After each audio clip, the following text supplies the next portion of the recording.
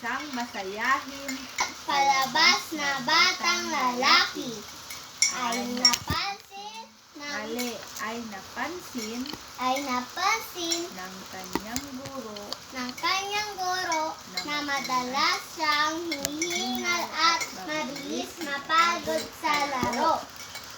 Lino, baka kailangan mong ang kanilang guro sa edukasyong pangkalusugan. Agad naniwala si Lino. Bata pa po ako, malakas pa ako. Sagot niya habang ngumunguya ng iterila.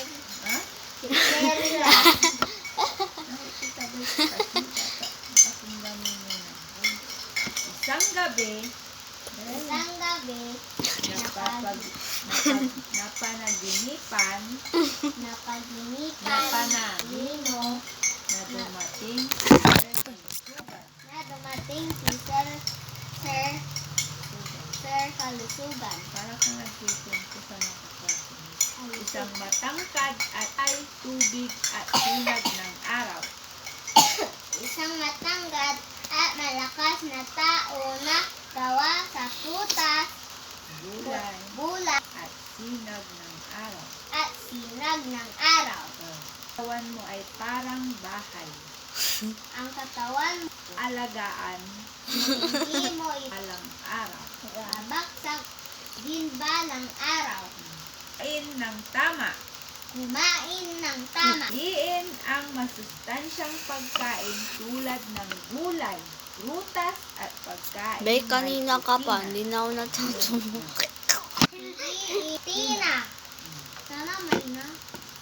May putina. Pangalawa, Mag-ersisyo mag-ersesyo araw-araw. araw-araw. Aling pagtakbo at o paglaro. Paglalaro. Pangalawa, Nababasa. Mag-ersisyo araw-araw. Mag-ersesyo araw-araw. Kahit Kahit simpleng pagtakbo o paglalaro. Pangatlo, magpahinga ng sapat,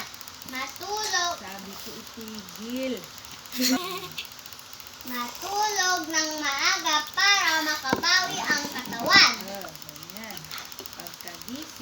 Pagkagising, Naalala naalala ni Lino ang lahat.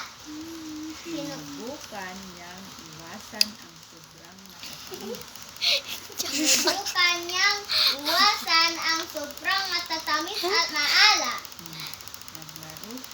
Naglaro siya ng basketball tuwing hapon at natulog ng maaga.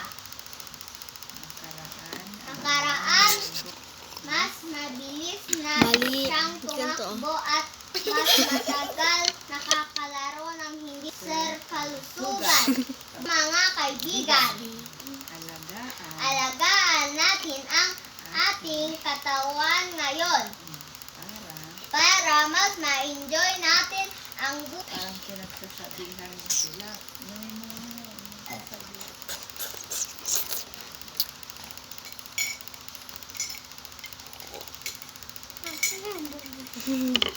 Sigma. Oh, Sigma.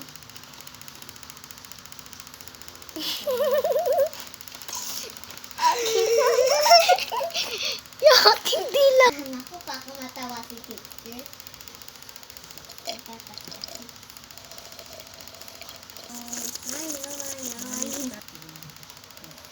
Si Lino at ang lihim ng katawang malakas.